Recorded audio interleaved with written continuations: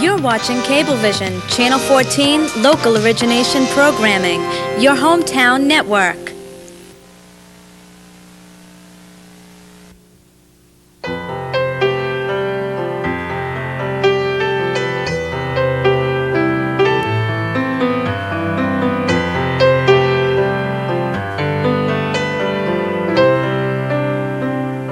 Well, welcome to Mind Over Matter, and today it's a pleasure to welcome Dr. James Gilligan as the guest.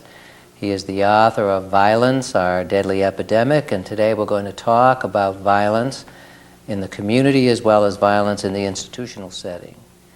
Maybe we could start by just talking a little bit about the association of mental illness and violence. Sure. One thing I would want to emphasize in our discussion today is that most violence is not caused by mental illness, and most people who are mentally ill are not seriously violent. In other words, I want to make sure that we don't stigmatize people who suffer from a mental illness and who already suffer from more stigma than they deserve, by also labeling them, with the label of violent. On the other hand, the mentally ill are also not immune to violence any more than anybody else is, and in fact may well suffer from an increased risk of one particular type of violence especially, and that is suicidal behavior, and probably do have a higher risk than people who are not seriously emotionally disturbed of engaging in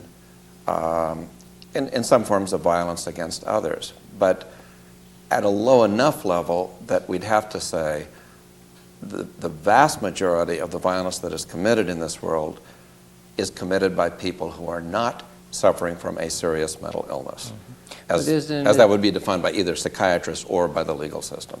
Yes, and I appreciate that, but it's my understanding that I think we were all taught that there's no greater incidence of violence among those with mental illness compared to, say, the public at large, and that I think more recently, the last couple of years, we've been rethinking that. That's perfectly true. There is a slightly elevated risk. If somebody is suffering from a mental illness, it's true. They have a higher risk than somebody who is of engaging in violence. But the number of people in our society who suffer from mental illness is such a small fraction, and the increase in the risk is small enough that you still would have to say, for example, 98 to 99% of the homicides that are committed by people who are not mentally ill.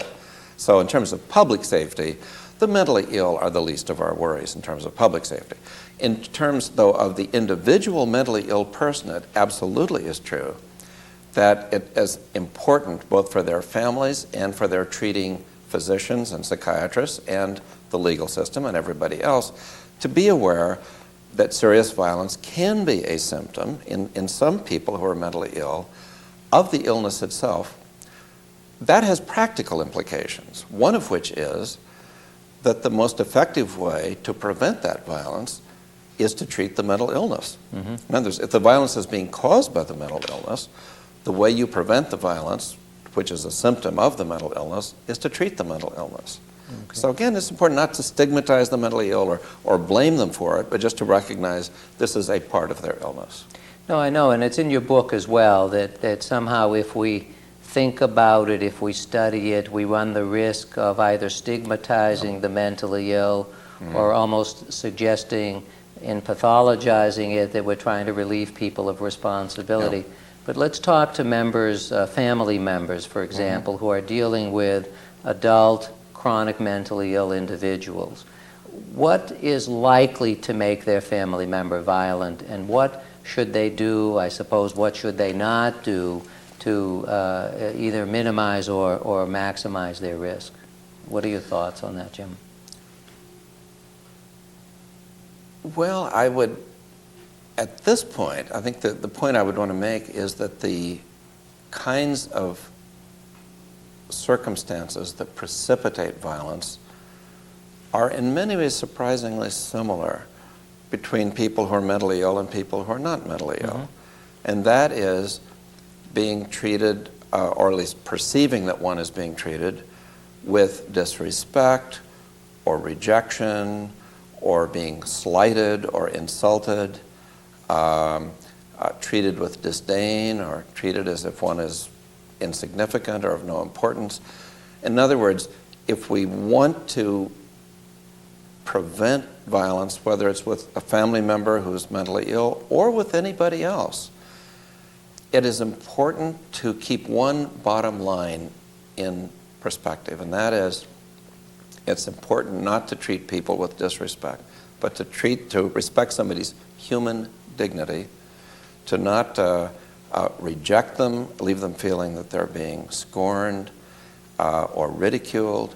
These are the kinds of factors, and I'm mentioning a diverse group of things that I'm saying are all the same thing. These are different words, different synonyms for the same emotional experience, and that is the experience of what I call being shamed or humiliated. That it's important to always allow somebody to maintain his dignity, to save face. That doesn't mean that we don't need to always with each other set limits on what is acceptable behavior. Of course, if somebody is mistreating us, we need to say, I'm sorry, but that really is not acceptable to me. I mean, I will treat you with respect, but I do expect you to treat me with respect also. I think it's got to be reciprocal. But I think it's very important to realize that when people go over the edge and really become violent, it is almost always because they feel they had no other means by which to maintain their dignity or to save face. Okay, so I'm a family member. Let's say I'm a father or a mother and I come to you for advice. What do I do that increases the shaming and the humiliation? Or what are the pitfalls? What do I have to worry about so I don't provoke my ill family member?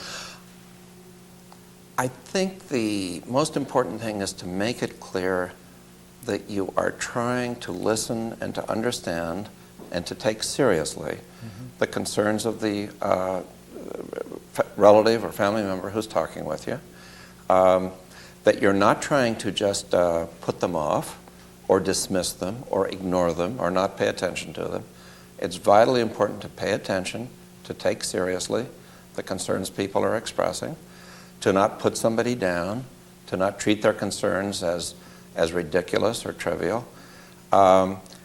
It's important to empathize with the person's pain. If somebody is frightened, or if they feel humiliated, or if they're feeling angry, I think it's just important to acknowledge their feelings. To say things like, I hear you. I understand you're feeling angry now, or that you are feeling mistreated. I hear you, and I want you to know I'll try to understand this and understand what's causing this and see if we can't help solve it. Now, what if the family member says, you know, I don't want to see my psychiatrist any longer, I don't want to see my therapist any longer, I don't need treatment any longer, and yet clearly the behavior at home is not what the family would find acceptable and anything that resembles acceptable? I think one has to also always express reality as you see it. If you feel that it is appropriate and important and necessary for the person to remain in treatment, I think it's important to say that. At the same time, you can say, I hear what you're saying. I understand you don't want to.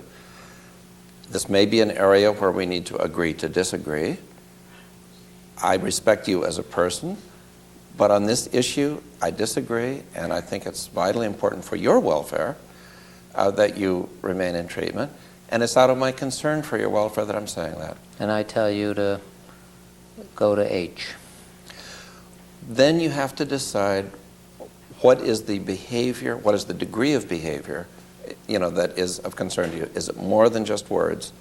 I think it's a little hard to speak hypothetically, in this kind of situation. I think you'd need to know, the specific details of the individual's history and current functioning and so on. But I think it is very possible to disagree with somebody without putting them down for their opinion or without, humiliating them or treating them without respect. I think it's possible to respectfully disagree and say, I hear what you're saying, but I want you also to hear what I'm saying. We may disagree on this. It doesn't mean I don't respect you at all, but it means that we may need to agree to disagree, but I need you to know what I think is the reality here and what I think is in your best interest, and I'm only saying that because of my concern for your best interest. All right, and I don't buy what you have to say. I'm more obstreperous. I'm coming in later at night. I'm not respecting some of the rules that you've established. I'm not threatening you, but I'm not clearly taking very good care of myself. How then do families respond? I think families do need to set limits as to what behavior is acceptable or not acceptable for the family member to go on with business as usual. There are several steps you could take. It doesn't have to be an all or nothing response. It seemed to me that one of the most benign steps you could take initially would be to contact the family member's own psychiatrist or therapist and to express concern, to get you might say a consultation from the therapist, to enter into collaboration with the therapist, to try to work together to help reinforce the treatment relationship with the ill family member. That would be a first step.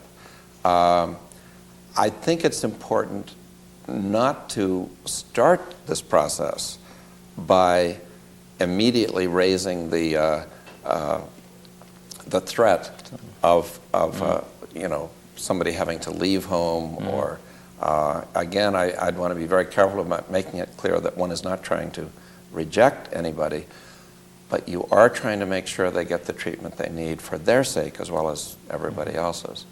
And I think that trying to work together with therapists and to mention that you all have an alliance with the treating doctor is important.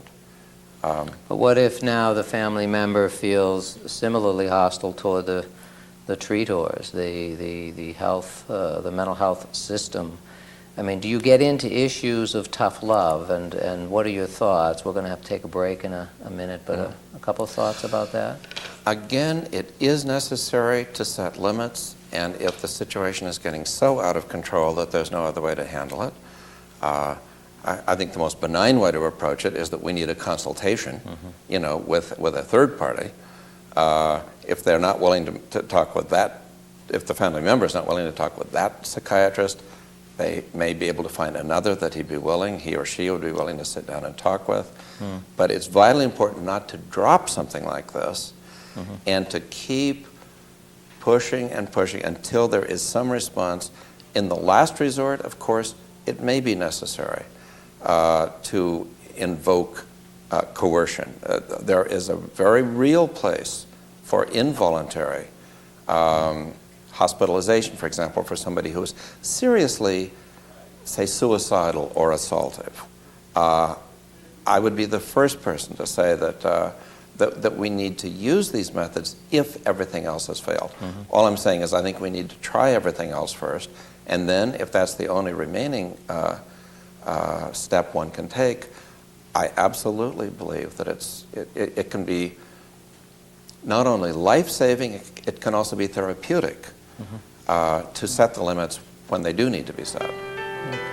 Well, maybe we can return to some of this after the break.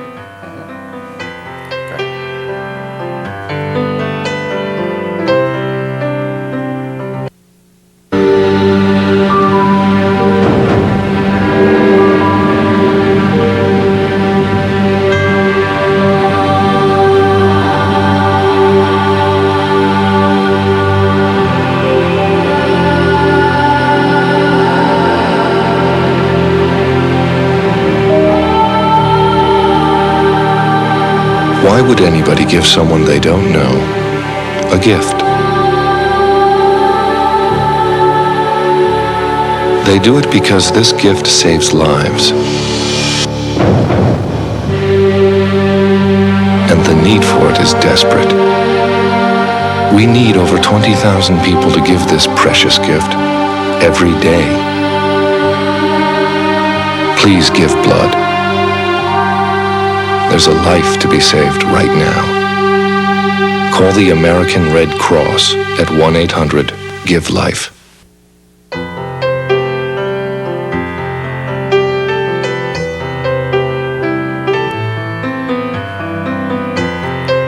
So, Jim, let's go back now to the situation at home is deteriorating, and the family member who has the mental illness is refusing all care.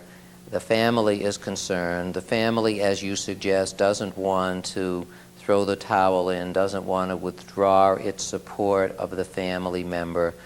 What are they well advised to do at that juncture?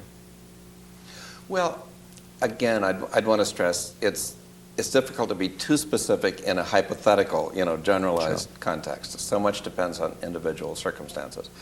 The general principle I'm trying to get at, though, is that I think it's important to set limits when a family member's behavior is reaching the point where it is really either frightening or violating the freedom or the rights of other family members, when it makes you frightened for the safety either of your relative himself or herself or of anybody else in the family or in the community.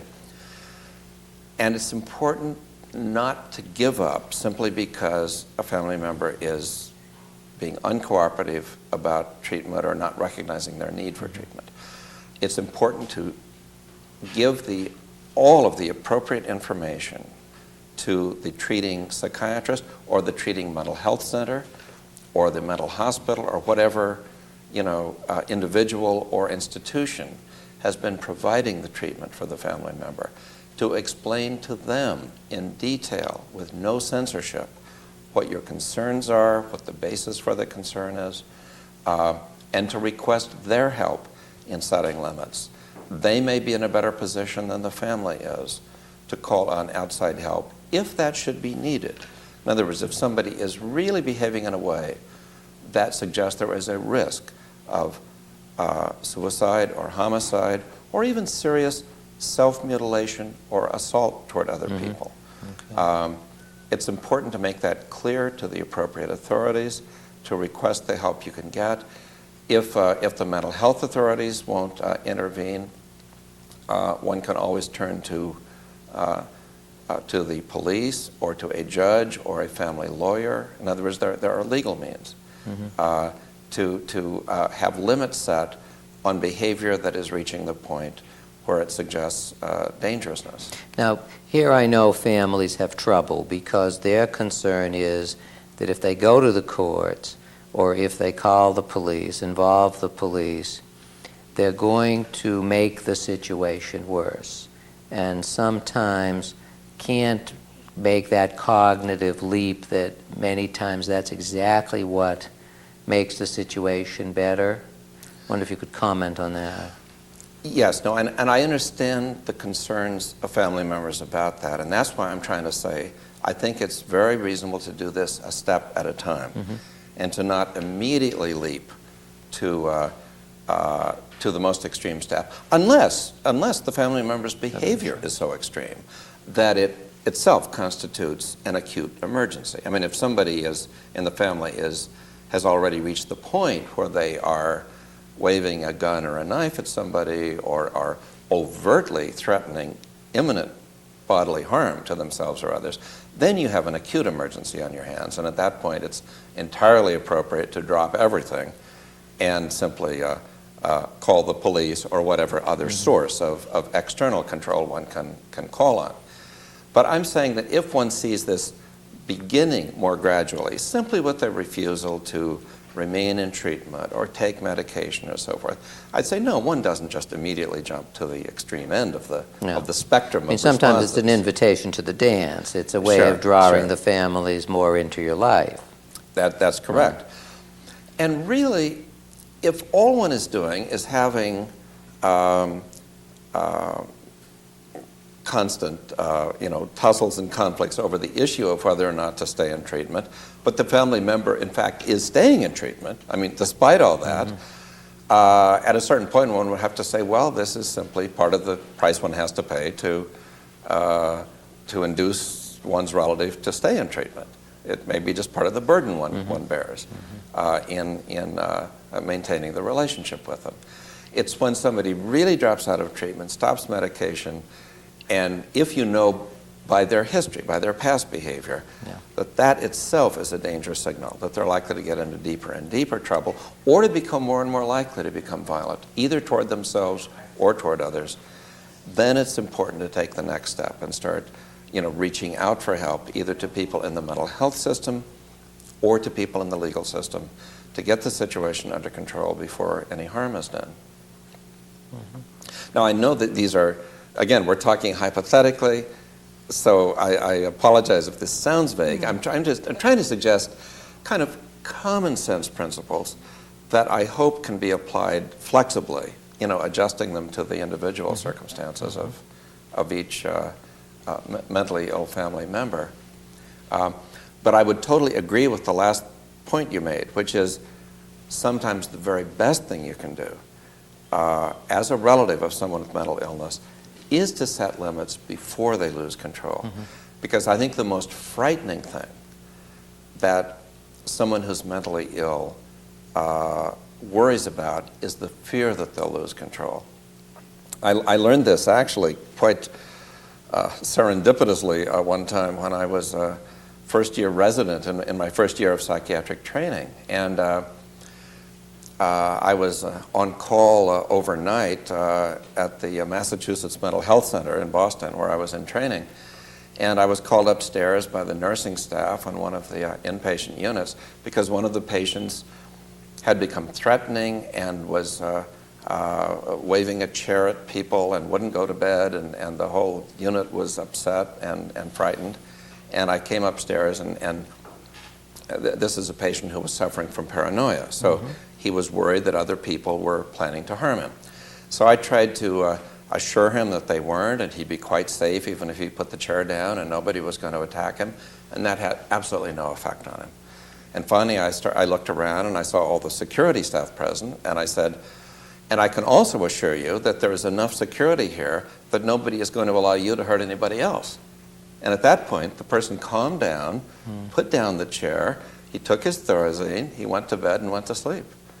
And I learned from that experience that many times the most frightening thing for the person who's mentally ill is the fear that others will allow them to get out of control and to hurt somebody else. So I think in the long run, we really reassure our mentally ill relatives, or in my case, our patients, since I function as a psychiatrist, we reassure people who are mentally ill if we make it clear we won't let them hurt somebody else, and we do have the resources available by which to make sure that they won't be able to. And we care enough about them not to let them get in that kind of trouble. So in some ways you're suggesting that maybe the violence is a way of getting reconnected, that sometimes these individuals feel disconnected and need to sort of see the system reach out to them so they can feel embraced again by the system. So your intervention, reality testing, that there was security there, there were caring people there, allowed this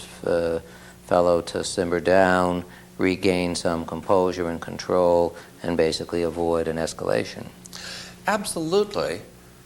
And I'd say that one of the deepest fears that I think any human being has is the fear of chaos or anarchy, the fear that that things are going to be out of control. And I think that's a fear that most of us are able to deal with because we're surrounded by external controls, but also we have internalized enough self-control that we know we can rely on, that we're not too frightened of that on a day-to-day basis. But if somebody's suffering from a mental illness, they're really suffering from internal, you might say internal assaults against their self-control. And that's something for which they actually may at times need an external source of control to make up for the lack of inner control which their mental illness itself brings about in them. So it's not patronizing at all toward the person to recognize that. The need that somebody who's mentally ill has for control is no different from the need we all have for it. It's just that the mental illness itself may make it harder for the individual to maintain the degree of inner or self-control, which the rest of us are able to enjoy. Okay. So many times then families really have to, without losing their composure, realize that they need to bring to bear sufficient controls to contain the situation. And maybe that will include calling the police or appealing to the courts if time allows for that. Yeah, I mean, at the extreme, it could reach that point. And again, as I said, I think that as long as circumstances permit and the situation isn't totally out of control yet, one would, I think, do better to approach it gradually, step by step, but realistically, reasonably, always recommending as I said, the bottom line is to treat the individual with respect. Another bottom line principle that is absolutely important is to always keep reality in mind. I mean, the only way we can help each other is by always staying in touch with reality. And mental illness, by definition, consists of a mental condition in which a person begins to lose touch with reality. So the most helpful thing that either a therapist or a relative can do is to always represent reality as truthfully and honestly and realistically as possible. And toward that end, and I learned this at Bridgewater, that it seems to me many times what helps a situation is moving toward the individual, not moving away. And I mean that literally as well as figuratively. And by setting limits and also letting somebody know that you will do what it takes to keep them in some kind of reasonable control, often is just what they need to remain violence-free. Well, okay, yes. I mean, I agree with that in general, but let me just make one kind of specific And then we have to take a break. point that I'd say. As far as moving towards somebody physically, if somebody is acutely paranoid and is afraid that they are in danger of being attacked or hurt by somebody else, then it might be appropriate in that specific kind of context to not necessarily physically move in on the person if they're at least staying in their place. I mean, I would, one might only, reinforce their fear. If the person is willing to sit across the room and talk with you, and they're not attacking you, and you're making clear you're not attacking them, but you can still carry on a conversation, I'd say in that kind of circumstance, it might be just as well not to physically, approach them if they're indicating they want some distance. You can respect the other person's distance, but you can still talk to them. And if they're respecting your distance, I mean, I think the important thing is, are you able to keep the dialogue going, and is the behavior under control so far? Even if you realize you may need to be calling the police or somebody to keep the behavior in control in the future. But I'm saying that there are times when it's important just to respect somebody's need for a certain degree of physical distance, as long as they're not moving in on you either or anybody else, and as long as they're willing at least to hear you and talk with you, and you're willing to do the same. Good. All right, well, after the break, maybe we'll talk a little bit about the criminalization of the mentally ill and your experiences with that.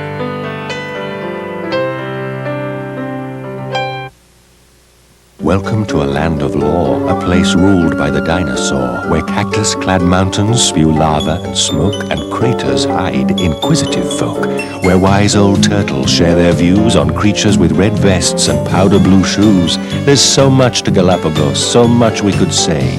'Twould be most preposterous if it all went away. What do you want to leave your children? The story or the place that inspired it? Since 1961, World Wildlife Fund has helped safeguard thousands of species like these. Animals which can be found nowhere else on Earth. But in areas like the Galapagos Islands, we need your help to do more. Phone us at 1-800-CALL-WWF to find out about World Wildlife Fund's Living Planet campaign and about our free action kit, which includes information on what you can pledge to do to help leave our children a living planet.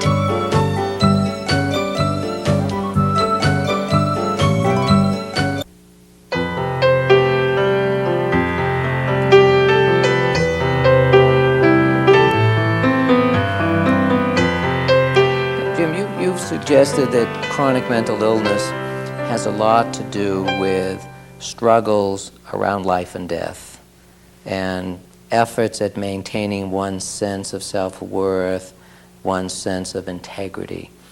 And that's easily eroded. And crises in families are often around issues like that. The situation now has escalated to a point where the families don't know what to do. Their attempts at bringing somebody back into the fold don't seem to be working. The tensions are building up. Now the police have been called. What, in your experience, happens next, and what needs to be kind of thought about for better and for worse? Well, again, as I said, I think the two basic principles here are to always treat the person that one is dealing with respect, but to also deal with them in a spirit of reality, of respecting what the reality is. That one doesn't help somebody who's mentally ill by, quote, humoring them. Mm-hmm. One needs to deal with the reality, but in a respectful spirit. That means when one is speaking with the police, one tells the exact facts of what has happened, as one sees it. If one's speaking with a judge or a lawyer or a psychiatrist who's doing an evaluation for the courts or for the admitting office of a mental hospital or whatever, or with the treating psychiatrist if the family member has already been in treatment. Whoever the family is speaking with, it's important for them to give the whole truth, the whole reality to the person they're talking with, explain the basis of their concern, but do so in a spirit of, I would say, loving concern and respect for the person who is, after all, suffering from an illness. And there's nothing wrong with suffering from an illness. We all get ill in one way or another, at one time or another. So one can acknowledge that somebody has an illness without saying that they are less than human or less worthwhile than everybody else. And I think that if one approaches it in that spirit, one can adapt the details to the individual mm-hmm. circumstances. Mm-hmm. But now we're bringing in the criminal justice system. How does that work? What works well and what doesn't? Well, first of all, when the criminal justice system is brought in, it depends how that's done and what circumstances. The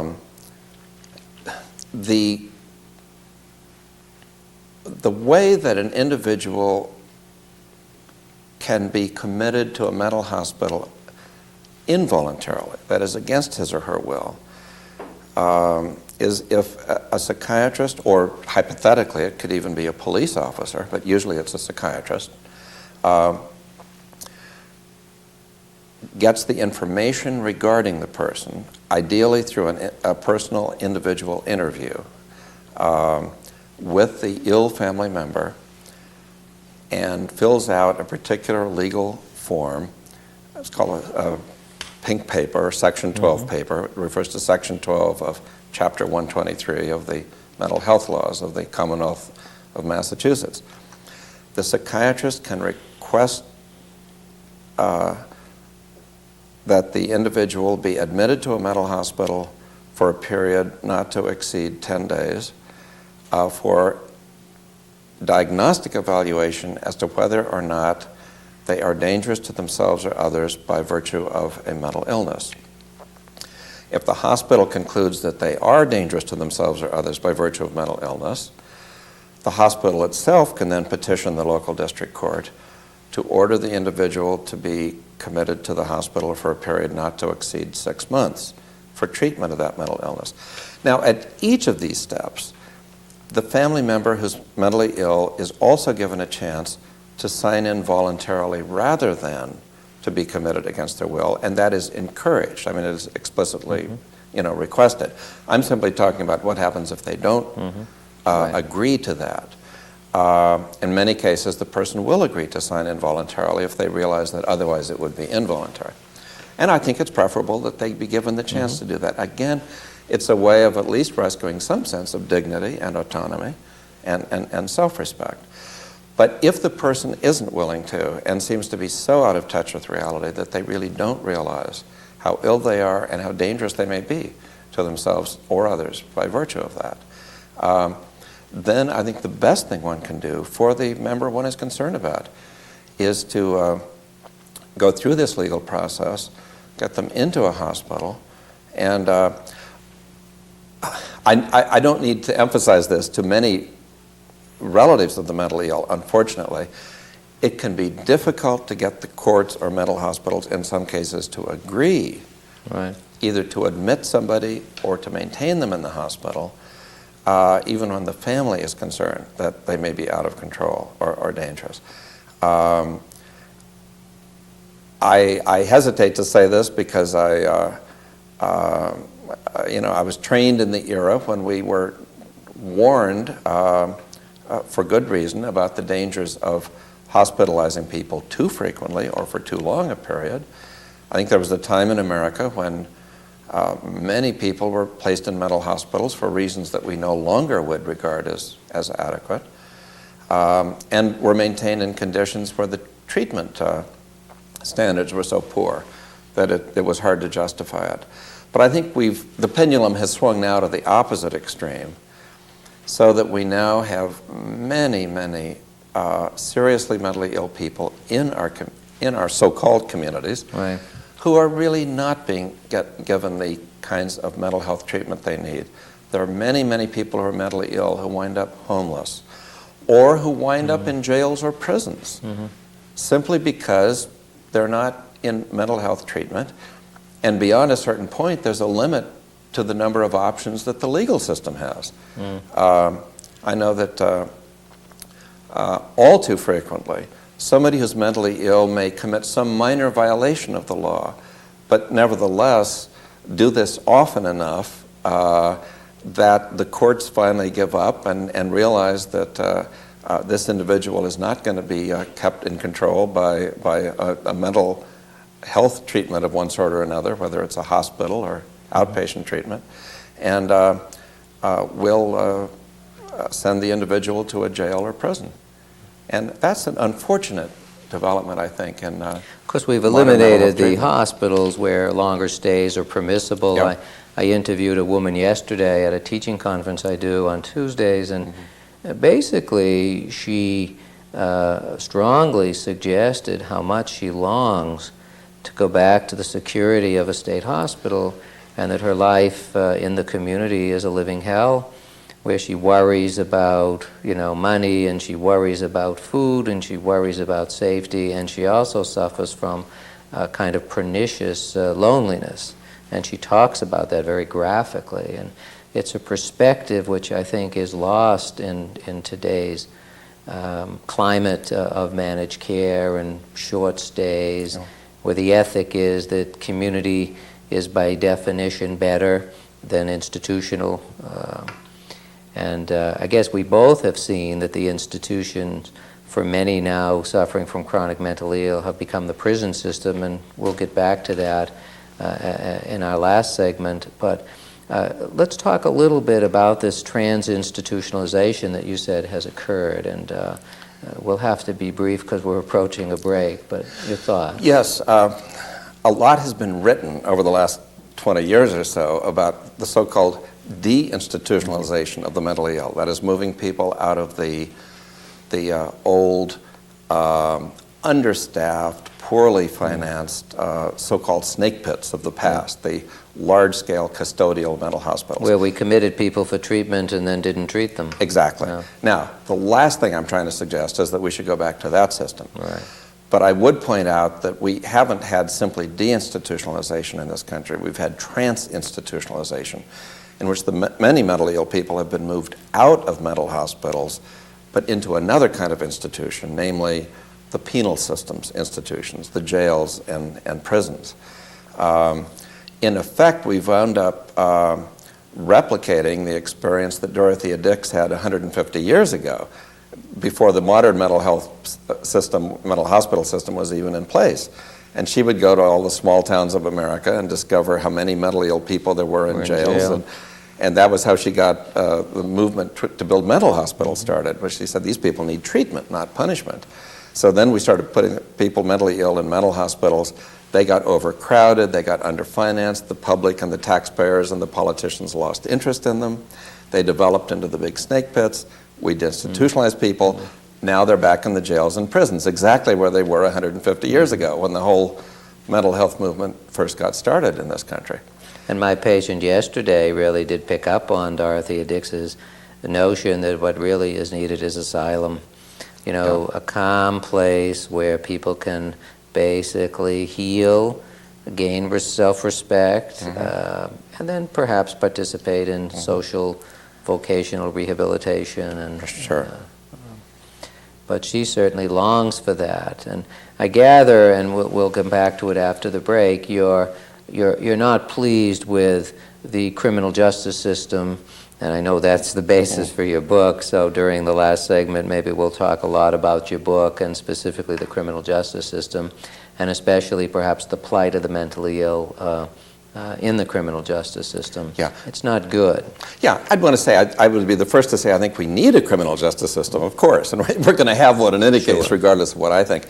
What I do think is that it could be improved in many ways, and many of the professionals who work in that system are the ones who would agree with me most strongly on that point. So it's not me versus the criminal justice system. It's a lot of us out there who've had some experience with that, who are in agreement that we need a lot of reforms in that system. You've seen the mentally ill treated well in the criminal justice system? Well, that's a complicated question. It's not the place that I would recommend for the mentally ill to be treated. It's the last place. And I think most criminal justice professionals would agree with that. They don't want to have to be, dealing with the mental health problems of prison inmates. On the other hand, I would say that if one provides a well-staffed, well-supervised mental health program even in the prisons, it is certainly possible to provide high-level care. It's just not the setting in which I would recommend doing it. I mean, you're also having to overcome a lot of obstacles. But it's possible to do it. What we discovered, I say we, I mean the mental health team that I worked with and supervised during the years in which I ran the mental health services for the state prison system, and also the Bridgewater State Hospital, it is possible to provide a high level of mental health care in that system and to be almost 100% successful in preventing at least the most serious kinds of violence, the suicide and the homicide, that are the most extreme symptoms of violence as they show up, either among the mentally ill or anybody else. Why don't we return to this after the break in our final segment?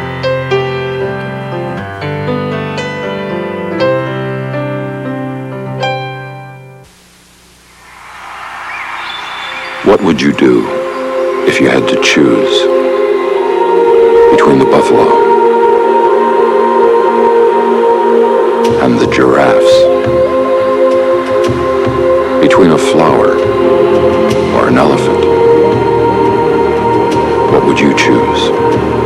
What if you had to decide between a 100-year-old tree and a 1,000,000-year-old beach? Between drinking clean water or breathing clean air? Would you make the right choice? Would there be a right choice? Now there's a way to help. Not just one, but all these things. EarthShare, the world's leading environmental groups working together. It's one choice we can all live with. Ask your employer about workplace giving.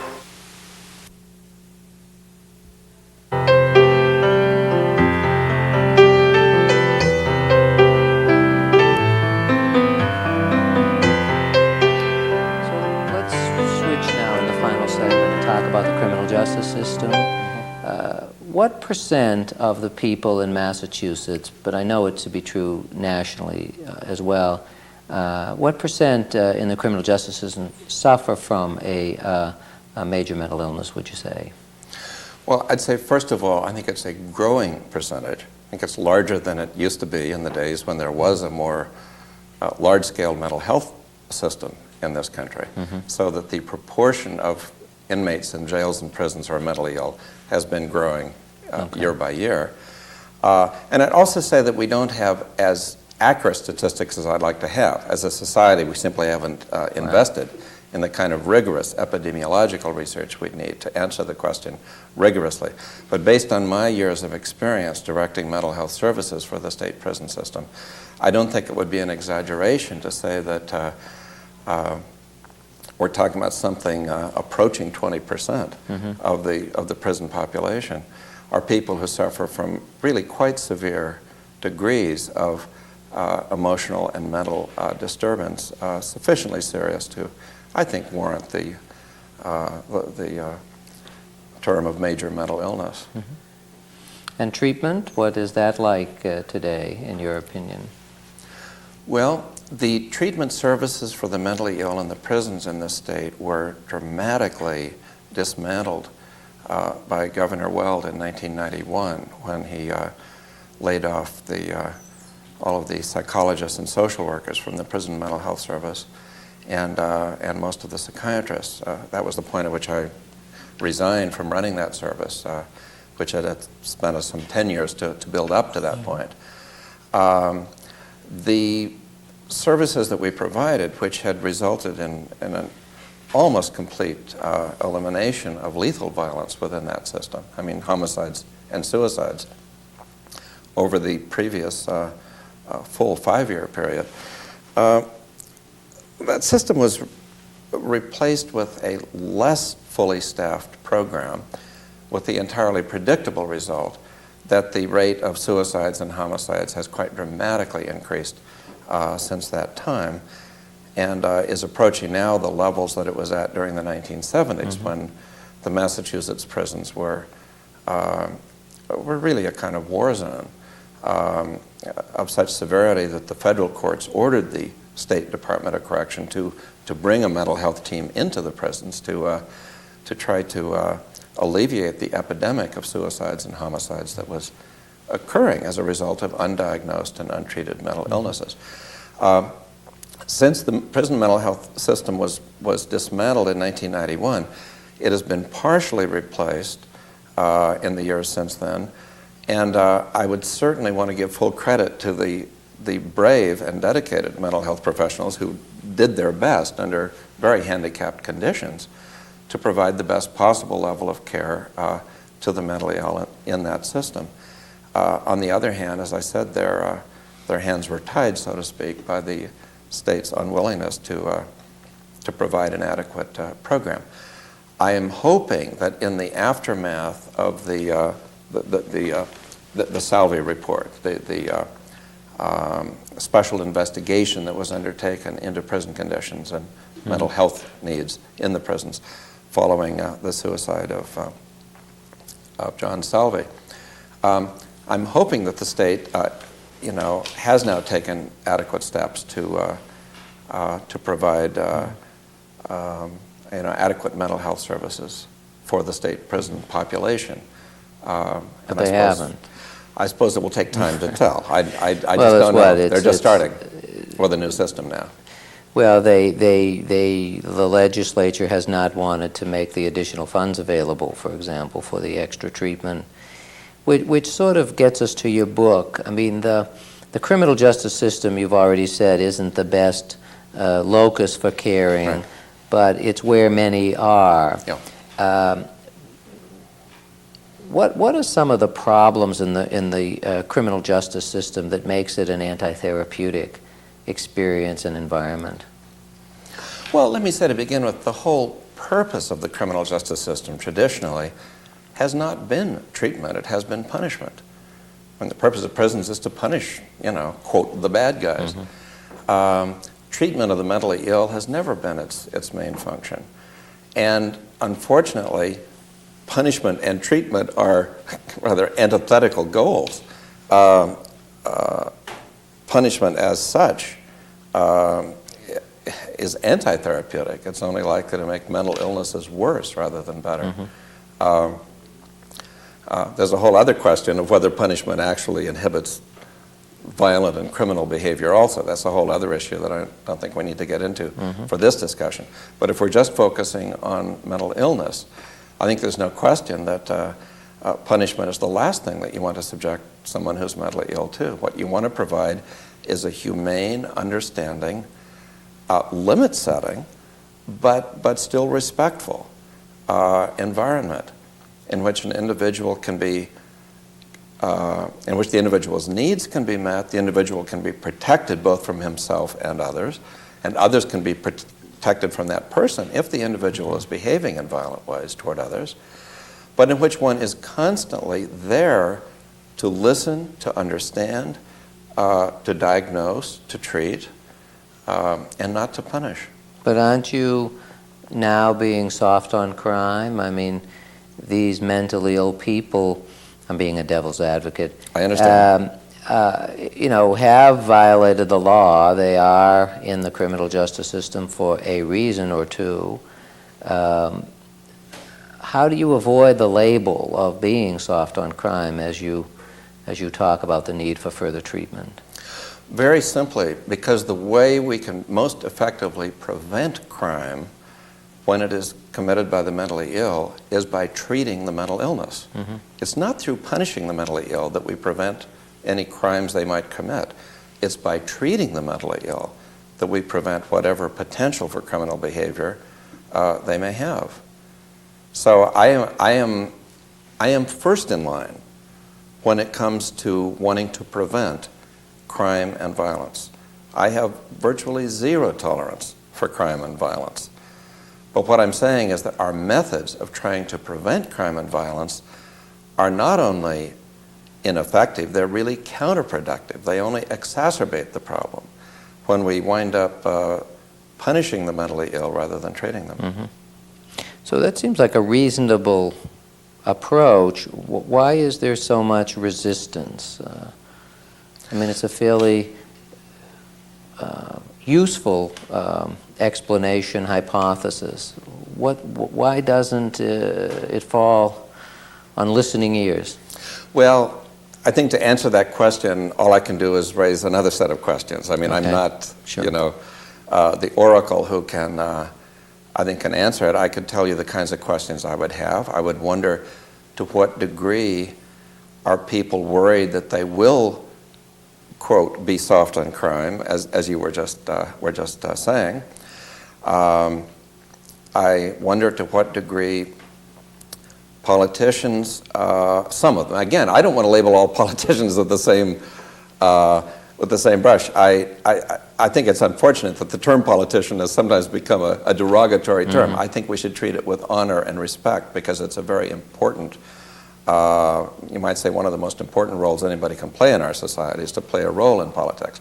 But unfortunately, there are some demagogic politicians who I think really take advantage of the fact that the mentally ill don't tend to have a strong constituency. Those who break the law don't have a strong constituency. And when somebody is both mentally ill and has violated the law or committed some kind of serious violence, they especially don't have a lot of people advocating for them or sympathetic to them. And so this is a population that is basically almost not represented in politically powerful terms in the legislatures of our country. And there also is, unfortunately, a great deal of prejudice against people who are, quote, labeled as mentally ill. There's a great deal of ignorance. There's a great deal of stigma. There's a great deal of fear, a very small amount of which is rational, a great deal of which I think is exaggerated or irrational, of mental illness. Most of the mentally ill are more, they themselves are more in danger than anybody else is around them. Mm-hmm. If there's anybody who needs protection, it's more likely to be the mentally ill rather than the people around them. If somebody is homeless and mentally ill, they're more likely to be taken advantage of by other people than they are to take advantage of others, and so on. But I think that by and large, the mentally ill are, and particularly the violent mentally ill, kind of come last on most political platforms for meeting the needs of the population. So to wrap up, as they leave the criminal justice system, and earlier we were talking about most of them do, 85% are back in the community, the experience they've had in the criminal justice system, it's helped or hindered? Oh, I think for the vast majority of people who are mentally ill, getting into the criminal justice system is terrible. Terrible.